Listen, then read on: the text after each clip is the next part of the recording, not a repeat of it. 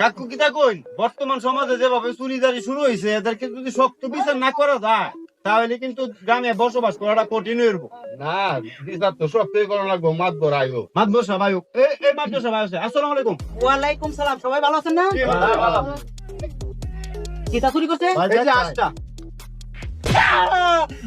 চোরের বাচ্চা। এই কান্দি না। টাকা পাইলে না? একটা আজ চুরি করছো। আজ এই চোরের মারতে মারতে আমার হাত ব্যথা করতেছে। আজ গো তোর পিতার কঠিন বিচার হইব কিছু। জি মাতবর সাহেব বসে লন বসে লন। আপনারা বসেন।